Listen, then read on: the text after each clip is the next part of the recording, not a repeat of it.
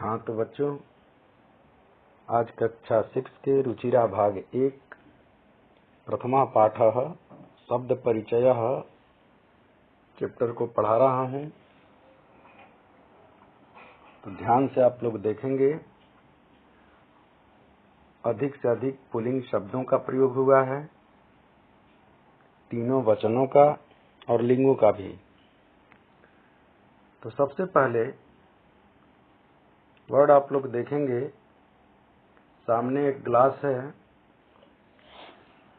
और उसके लिए प्रश्न किया जा रहा है, एषः कः। एषः कः का अर्थ है, एषः का अर्थ है यह, और कः का अर्थ है क्या है। एषः कः, इसका अर्थ हुआ कि यह क्या है। एषः चषकः, अर्थात यह ग्लास है। सामने आप लोग चित्र देख रहे हैं, यह ग्लास है। किम एषः बृहत्, प्रश्न किया जा रहा है, जबकि सामने दिखाई दे रहा है कि यह छोटा ग्लास है, फिर भी यह प्रश्न जानबूझ करके किया जा रहा है कि किम अर्थात क्या, एषः, एषः का अर्थ यह, बृहत्, बृहत् मतलब बड़ा, क्या यह बड़ा है। तो उत्तर मिलता है न, एषः लघुः, यह छोटा है। जबकि दिखाई दे रहा है कि यह छोटा है, फिर भी जानबूझ करके ऐसा प्रश्न किया जा रहा है बच्चों से कि क्या यह बड़ा है। तो उत्तर मिलता है न, एषः लघुः, यह छोटा है। तो एषः का प्रयोग पुल्लिंग एकवचनम, कः का भी है प्रश्नवाचक पुल्लिंग एकवचनम, चषक भी पुल्लिंग है, एक वचन में है, इसलिए यहाँ पर एषः चषकः, एषः सर्वनामिक विशेषण के रूप में, यह चषक यानी यह ग्लास। किम एषः बृहत् का अर्थ हुआ क्या यह बड़ा है, क्वेश्चन मार्क, प्रश्न चिन्ह है। न एषः लघु, नहीं, यह तो छोटा है। अब देखिए आगे चित्र बना हुआ दिखाई दे रहा है दर्जी का, और प्रश्न किया जा रहा है यहाँ पर कि सः कः। अब थोड़ा दूर होकर के प्रश्न किया जा रहा है, ये तो पास में था ग्लास, तो वहां पर एषः कः पूछा गया, यह क्या है। अगर कोई वस्तु दूर हो तो वहां पर सः का प्रयोग करते हैं। जैसे इंग्लिश में हम लोग दिस और दैट का प्रयोग करते हैं। पास में है तो दिस इज ए ग्लास, अगर दूर हो गया ग्लास तो that is a glass. Same उसी तरह से यहाँ पर अब दर्जी टेलर दूर है, ठीक है, तो यहाँ पर कहा जा रहा है कि सः कः, अर्थात वह कौन है। तो उत्तर मिल रहा है सः शौचिकः, वह दर्जी है। जैसा कि चित्र में आप लोग देख रहे हैं कि वह कपड़ा सी रहा है, और प्रश्न भी अब किया जा रहा है, किसी ने किया कि शौचिकः किम करोति। कोई जब पेशा करता है तो उससे पूछा जाता है कि वह क्या करता है, जबकि पेशे में ही निहित होता है, फिर भी लोग पूछते हैं शौचिकः किम करोति, यानी दर्जी क्या करता है।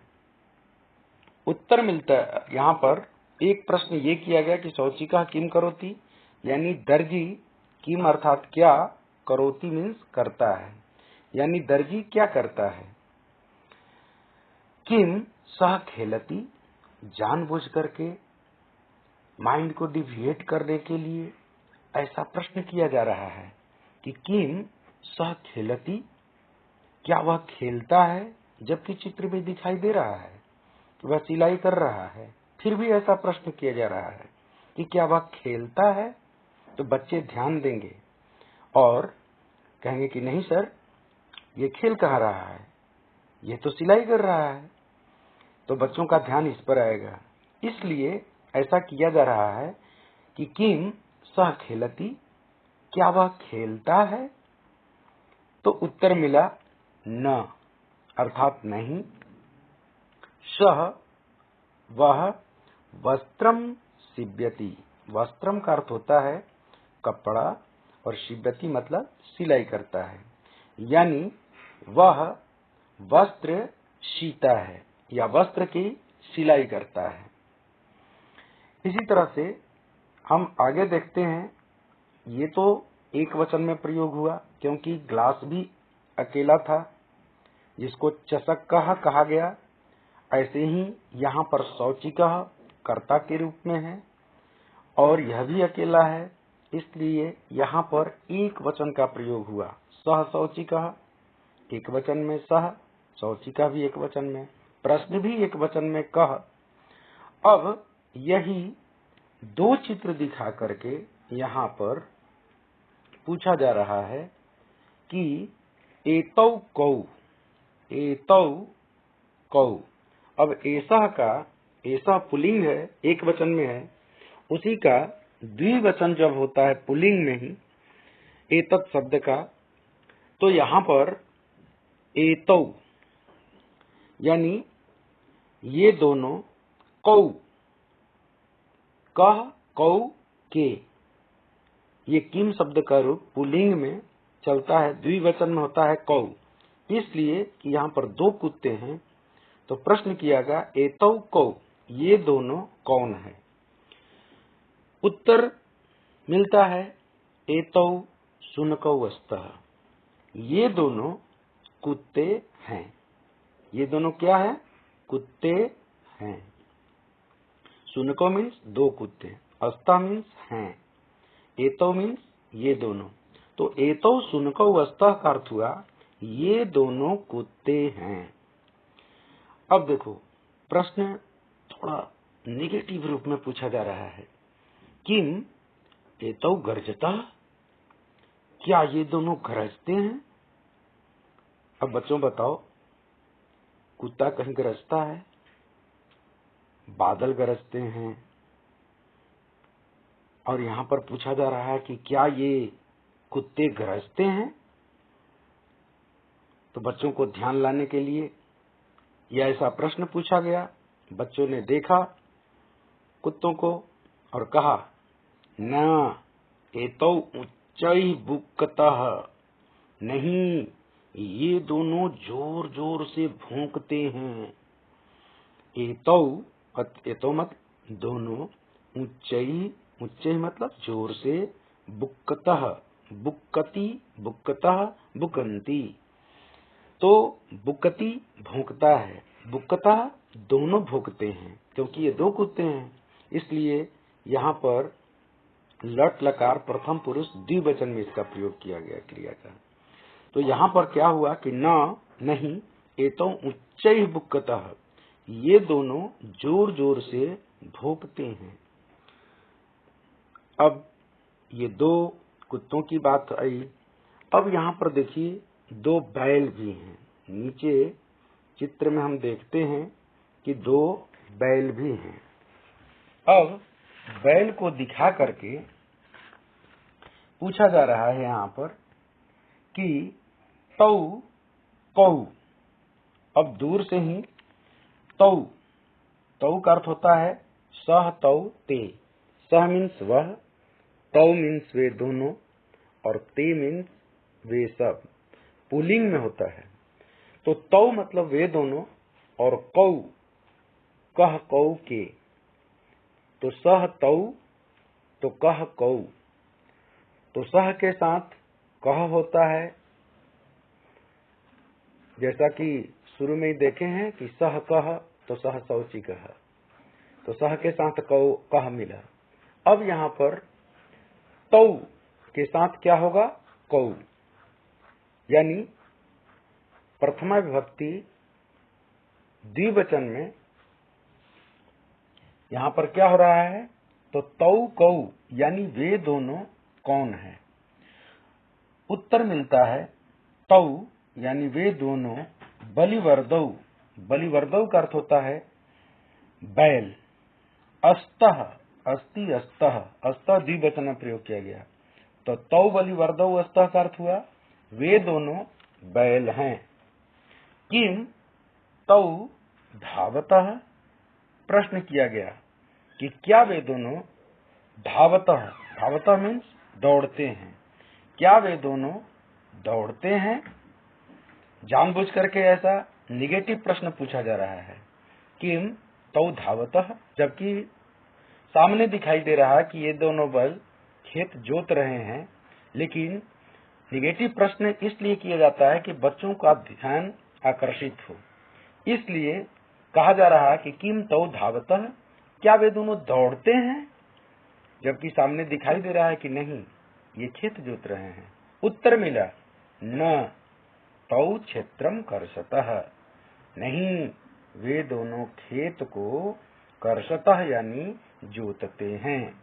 तो तौ यानी वे दोनों, तौ का प्रयोग यहाँ पर वृषभ के बलिवर्ध के रूप में हुआ है और बलिवर्धा का अर्थ होता है बैल, तो तौ का अर्थ हुआ बलिवर्दौ।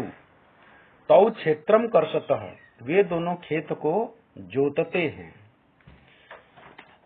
अब देखिए कर्षतः आया यहाँ पर, इसलिए कि कृष धातु है, इसका रूप चलता है लट लकार में कर्षति कर्षतः कर्षन्ति।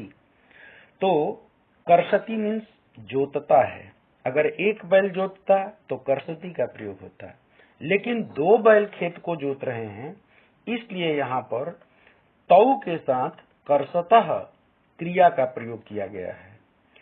तो हो गया यहाँ पर तौ क्षेत्रम कर्षतः, वे दोनों खेत को जोत रहे हैं। अब आगे जैसा कि हम चित्र में देख रहे हैं कि ये थैले हैं। अब इन थैलों को अब यहाँ पर देख रहे हैं कि अब एक नहीं है, शुरू में देखे दो चित्र जिसमें एक वचन का प्रयोग था, दूसरा जो चित्र देखे उसमें द्विवचन का प्रयोग था। अब यहाँ पर दो से ज्यादा आपको थैला दिखाई दे रहा है, जैसा कि हम ये थैला देख रहे हैं, यहाँ भी देख रहे हैं। अब ये चार थैले हो गए। चार थैलों के चलते यहाँ पर वही एसह, एतत् शब्द का पुल्लिंग में एसह, एतौ, एते होता है, एते बहुवचन में प्रयोग किया जाता है। और किम शब्द का प्रयोग पुल्लिंग में कह, कौ, के। तो के प्रश्न यहाँ पर बनाने के लिए इसलिए किया गया क्योंकि यहाँ पर चार थैले हैं, दो से ज्यादा हैं, इसलिए बहुवचन के रूप में के शब्द का प्रयोग किया गया।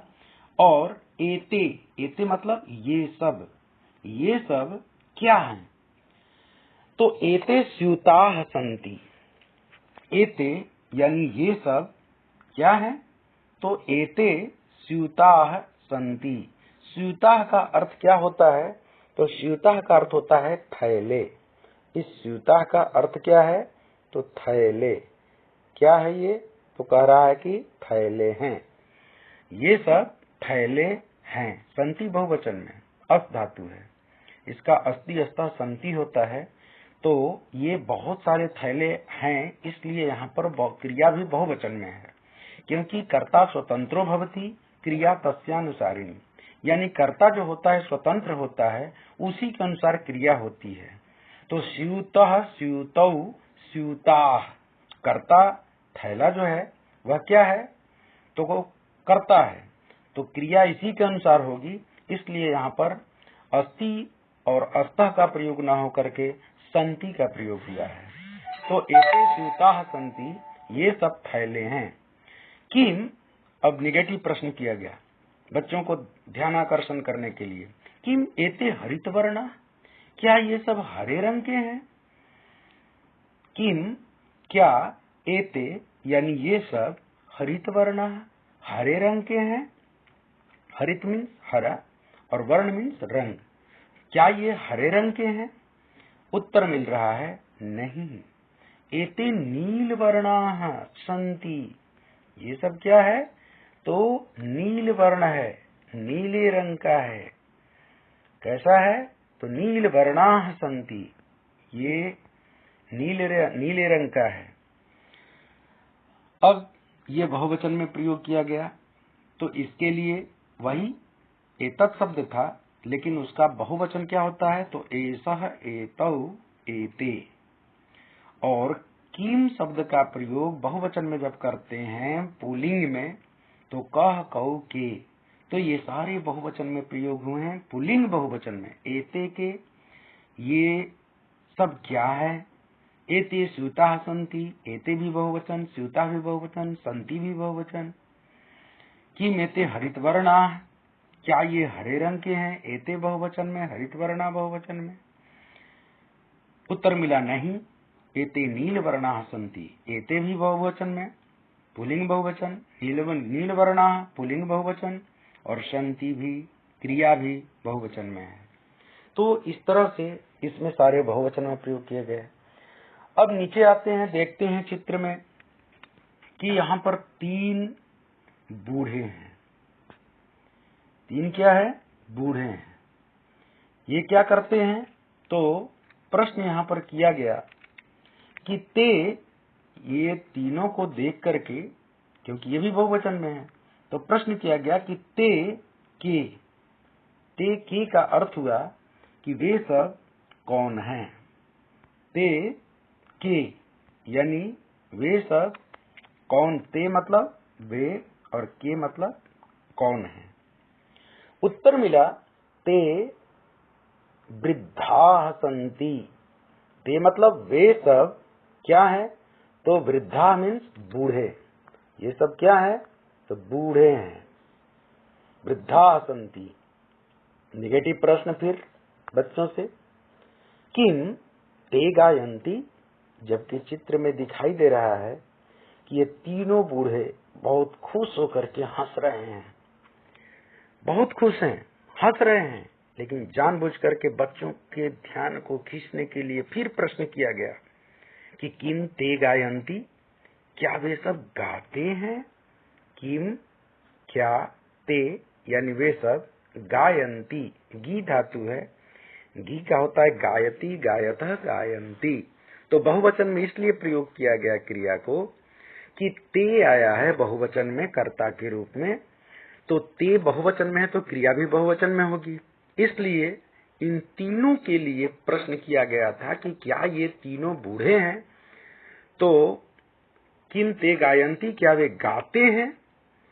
तो उत्तर मिला नहीं, ते हसन्ति। नहीं, वे सब हंसते हैं, वे सब हंसते हैं। तो जैसा कि आप लोगों ने इस पाठ में देखा कि सारे पुल्लिंग शब्दों का प्रयोग हुआ है, और पुल्लिंग शब्दों का भी प्रयोग एक वचन, द्विवचन और बहुवचन तीनों रूप में हुआ है। सारे के सारे पुल्लिंग शब्द हैं और एक वचन, द्विवचन और बहुवचन में चित्र के अनुसार उन्हें बताया गया है। अब आगे हम कैसे शुद्ध उच्चारण करेंगे, इसका वीडियो हम देंगे। धन्यवाद।